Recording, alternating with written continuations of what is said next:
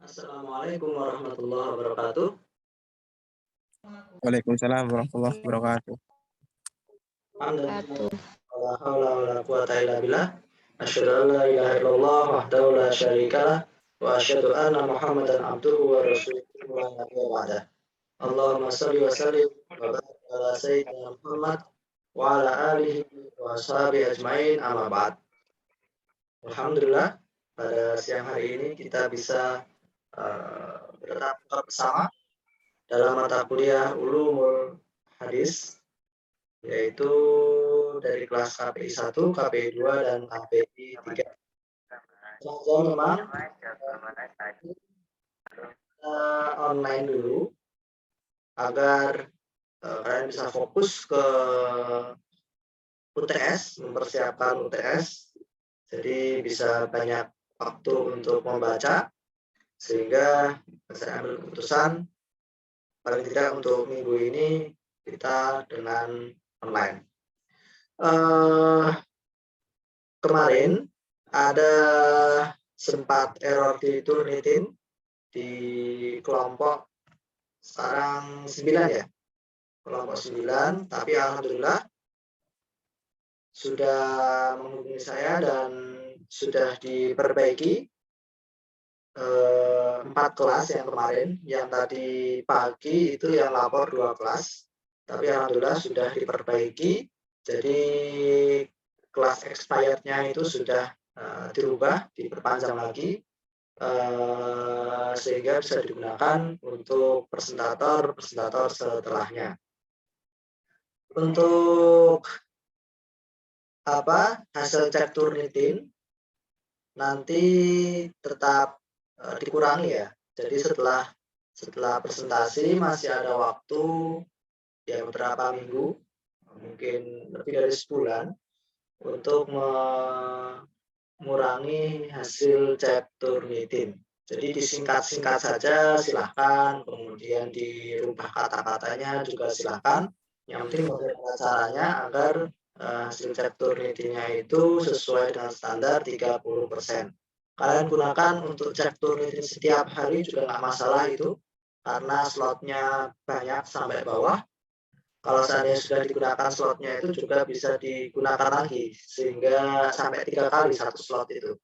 Dalam waktu 24 jam, setelah 24 jam nanti akan ke-reset sendiri. Jadi maksimalkan fasilitas sebaik mungkin fasilitas Turnitin ini, karena belum tentu di kelas lain difasilitasi untuk menggunakan Turnitin semacam ini. Untuk UTS insya Allah nanti tetap hari Sabtu sesuai dengan jadwal,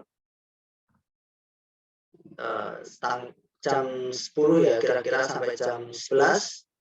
Untuk durasinya nanti akan saya umumkan lebih lanjut, yang penting rentan antara jam 10 sampai jam 11. Misalkan nanti durasinya dibatasi 30 menit, atau 20 menit, atau 45 menit, akan saya umumkan nanti.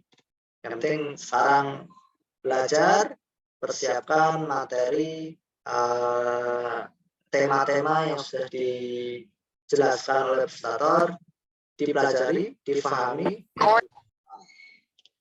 Untuk presentator hari ini tanggal 18-19 yang jadwal ini, kelompok 9, Liza Andriani, Putri Rizky, Zulfa Anissa untuk KPI 1.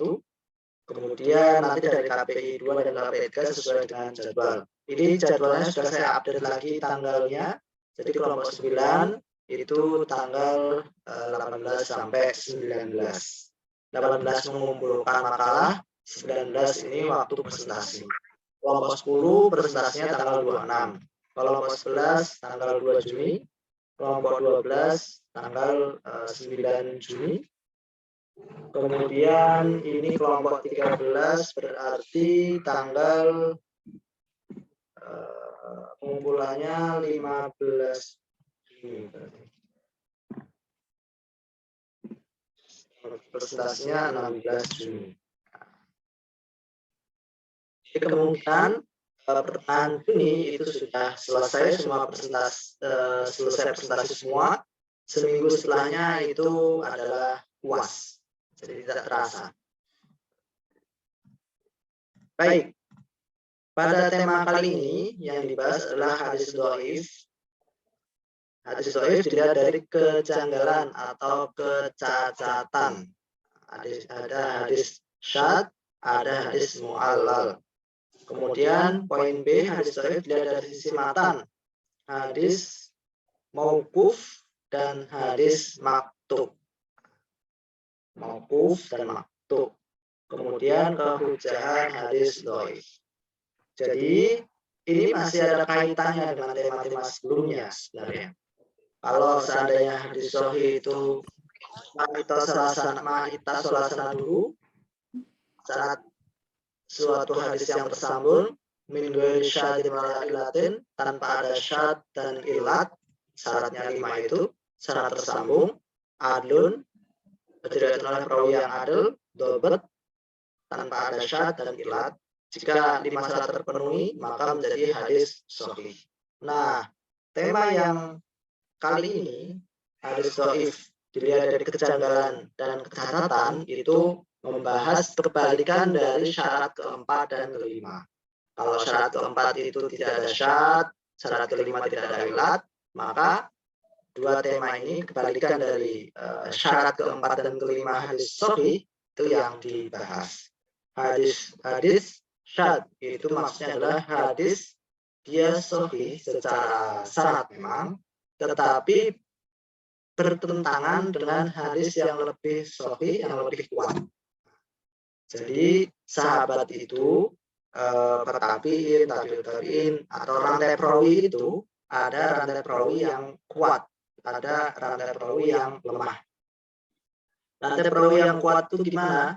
Rantai perawi yang kuat itu jika perawinya itu seorang misalkan imam besar seperti Imam Malik bin Anas meriwayatkan sebuah hadis kepada Imam Syafi'i, meriwayatkan sebuah hadis kepada Imam Ahmad bin Hanbal. Karena Imam Malik bin Anas kan mazhab Maliki ya.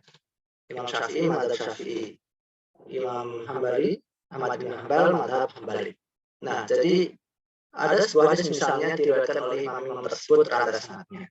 Kemudian ada hadis yang lain secara substansi itu berbeda dengan yang diriwayatkan oleh para imam tersebut. Sedangkan rantai sanad yang kedua ini perawinya itu hanya orang biasa. Ada orang yang hafalannya ya kurang kuat seperti itu.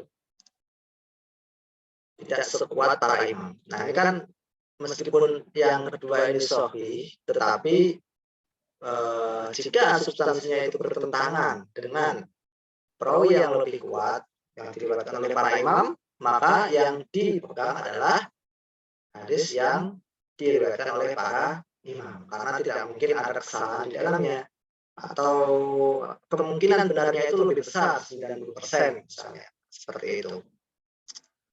Kemudian ini yang syadz.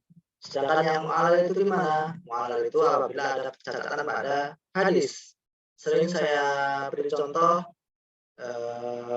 innallaha malaikatahu yusholluna ala mayaminis sufuf. Sesungguhnya Allah dan para malaikat berselawat kepada orang yang ada di saf kanan. Ini yang benar adalah ala man yasiluna sufuf, kepada orang yang menyambung saf. Jadi perawinya itu ada salah dengar sehingga terjadi cacat di dalam riwayatnya. Nanti akan diberi contoh-contoh yang lain oleh presentator berkenaan dengan hadis mu'allal itu. Hadis dhaif dilihat dari sisi matan, mauquf dan maktub. Mauquf itu apabila sebuah hadis yang sanadnya itu berujung atau hanya sampai kepada sahabat, tidak sampai kepada Rasulullah. Yang mengatakan itu bukan Rasulullah, tetapi yang mengatakan itu sahabat. Itu disebut hadis mauquf. Hadis maktub, hadis yang terpotong. Jadi di antara perawi sanad itu, perawi hadis ada A, B, C, D, E. A, B, C, D, E. Ada 5 ya misalnya. Nah ternyata perawi nomor 2 dan nomor 3 ini umurnya jauh. jaraknya 100 tahun misalnya. Yang ini meninggal tahun 50 misalnya, yang ini baru lahir tahun 150 Hijriah. Ini 50 Hijriah, 150 Hijriah. Kan berarti ini meninggal tahun 50, baru lahir tahun 150. Kan nggak mungkin ketemu kan? Berarti ada yang hilang di situ. Nah, ketika ada perawi yang hilang, tidak diketahui, itu namanya hadis yang matuk terpotong. Kalau hadisnya terpotong, berarti masuk dalam kategori hadis dhaif. Kemudian kehujaan hadis dhaif.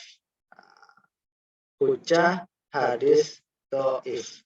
Jadi tidak semua hadis dhaif itu dibuang. Tidak semua hadis dhaif itu langsung dihilangkan, tidak dipedulikan. Ada yang namanya hadis dhaif yang masih bisa digunakan untuk fadhailul amal. Nah, itu hujahnya apa? Alasannya apa? Nah, seperti itu. Itu nanti akan dijelaskan oleh presentator. Baik, ini mukadimah singkat. Sekarang sudah pukul 2. Nanti presentasi, tanya jawab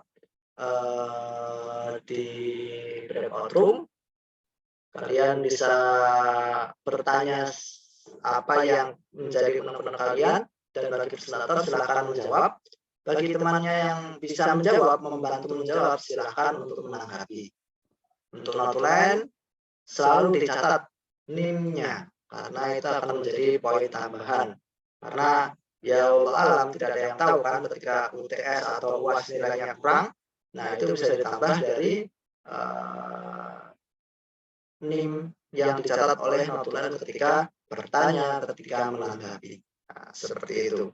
Untuk notulen dan moderator dari kelompok yang lain, jangan dari yang bertugas sebagai presentator, supaya bisa fokus. Yang presentator silakan fokus presentasi, sedangkan moderator dan notulen diambil dari kelompok yang lain. Jangan lupa untuk notulen input NIM-nya di akhir perkuliahan ke link yang sudah disediakan di deskripsi grup WhatsApp. Karena kalau tidak di-input, ya berarti nilainya tidak masuk. Nah, seperti itu. Baik, saya kira cukup untuk mukadimah ini. Setelah ini presentasi, tanya jawab, maksimal sampai jam 3. Jika lebih dari jam 3, silakan dilanjutkan di grup WA. Bertanya di situ, dijawab di situ, menanggapi juga di grup WA tersebut. Saya akan buka breakout room.